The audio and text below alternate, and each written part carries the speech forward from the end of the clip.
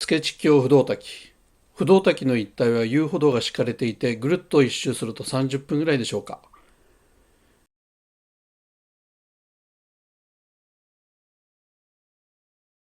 こちらは付地峡高樽の滝。不動滝から上流へ車を走らせること10分ぐらいでしょうか。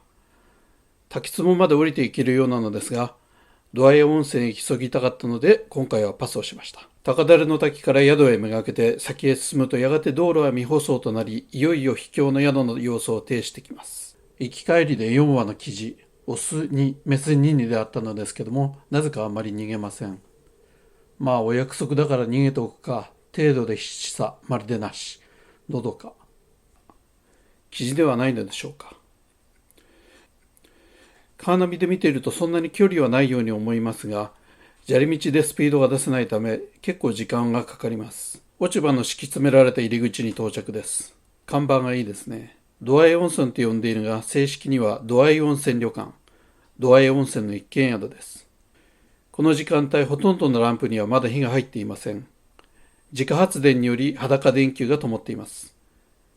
置かれているテーブルがなかなか立派だったので聞いてみたら、栗の一枚板とおっしゃっていたような気がします。薪ストーブも現役で活躍中。電気が生み出す陰影が心地よい景色を作ります。僕らが一晩お世話になる部屋。部屋は全部で7室だそうですが、それぞれ数室ずつまとまり、山の斜面を這う渡り廊下でつながっています。なので、小さな宿なんですけども、ゆったりとした気分で過ごせます。携帯は圏外。テレビは当たり前にありません。この時間は自家発電による裸電球が一つ灯っているのみ。部屋は至って小切れ。こたつの天板が普通のものとは違い、へりの部分が数センチ高くなっています。変わった形しとんなと思ったが、一晩過ごしてみてその理由に思い至りました。果たして合っているかどうか。こういうセンスがありがたいです。夏に来ても自然の風が十分に涼しいんだろうなと思います。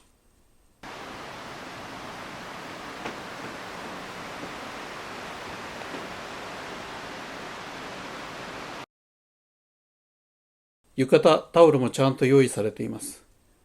鍋釜背負っての山の湯治場のような仕組みをイメージしていましたが、思っていた以上に充実しています。ではお風呂へ。木の風合いが心地いい、そして何とも清潔感のある脱衣所です。ランプの下、高野巻の浴槽が2つ並びます。同様のお風呂がもう1箇所あり、男女入れ替え制となっています。泉質は炭酸水素冷光泉。温度は約10度ぐらいで、これを薪で沸かしているのだそうです。五右衛門風呂方式ですね。天然の冷蔵庫、手動販売機と呼ばれています。日が暮れ、ランプの明かりが木肌を光らせ始めます。帳場の机の上にはやたらかっこいいランプが灯っています。勝負ランプとかあるんでしょうかね。お料理は裸電球の下で、この時間はまだ自家発電が動いています。刺身苦手なはずの鶴がイワナのお作りを繊細で美味しいと言いながら食べていることに驚きました。冷蔵庫がないから、その日摘んできた山菜たちがお膳に並びます。この食卓を見ていると、山というのは恵みの宝庫なんだなって思います。定番料理の南蛮漬け。アマゴかイワナかどっちか忘れました。とてもうまかったです。追加注文のイワナのコツだけです。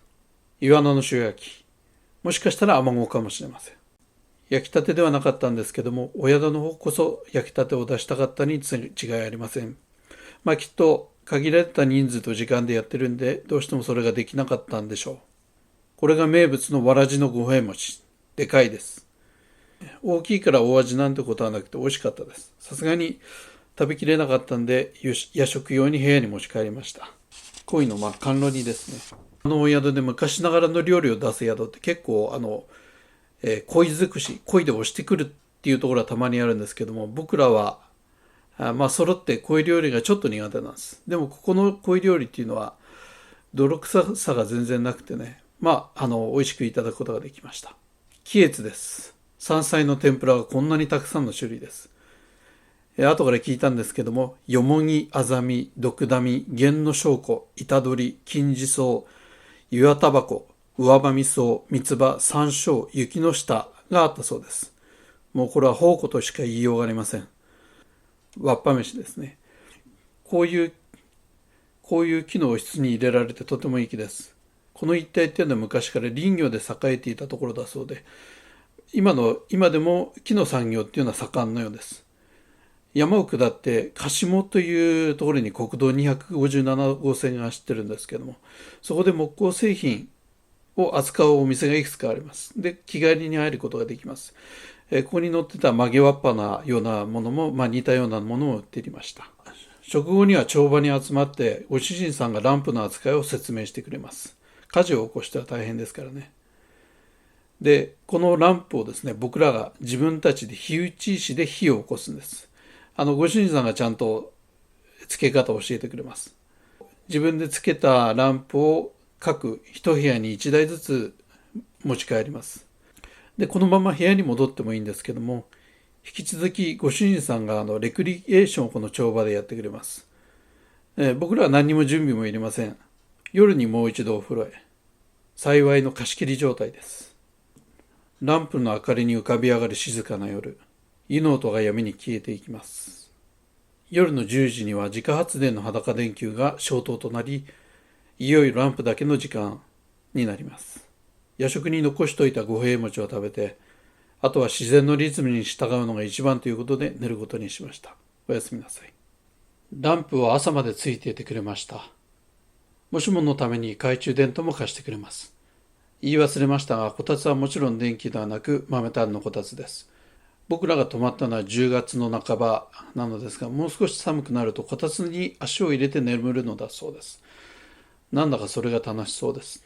ところでこたつの一辺にはどんなに頑張っても一人しか入れないから、二人ならどんな構えで寝るのでしょうか。L 字でしょうか、それともこたつに大体制でしょうか。とにかく山です。そして山の水です。食事どころは夕食をいただいたところと同じ。今回は疫病対策で個室になってるんだな。お宿も大変だなと思ってたんですけども、なんとこれが通常のセッティングなのだそうです。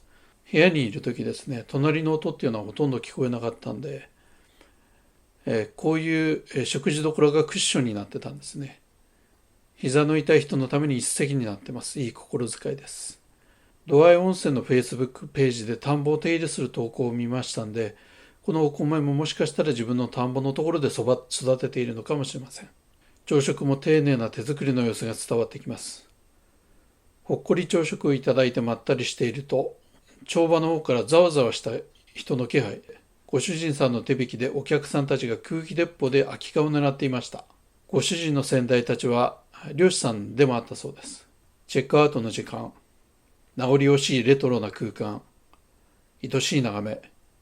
結構階段があるように見えますけども、足腰に不安がある方はあまりこういうたくさんの階段上り下りしなくても住む部屋もありますんで、宿へ相談してみるのもいいと思いますね。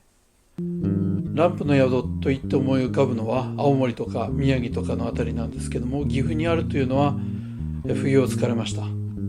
電気もない電波もないっていうことなんですけども、ついてみて分かったのは、とんでもない山奥っていうことではないっていうこと、そして秘境の宿って聞いて勝手に想像する偏屈なじいさんが独自のルールで営む宿ということではなく、おしゃべり好きなご主人さん、おしゃべり好きなおかみさん、息子さんが迎えてくれる大変安心できるお宿でした。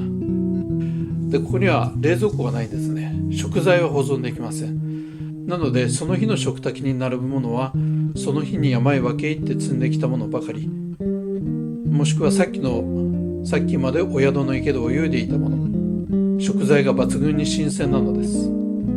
周囲の自然はなんとバラエティに富んだ食材の宝庫なのでしょうか。この山が特別なのでしょうか。それとも知らないだけで日本の山は同様なのでしょうか。山盛りの山菜の天ぷらをいただきながら、ご主人さんがスクーターで山菜を積みに出かけるシーンが目に浮かびます。ちょっぴり自給自足を体験している気分。客の方は苦労するわけではありませんが、帳場からランプを持ってほのぐらい廊下を部屋まで戻るのはちょっと探検気分。ワクワクします。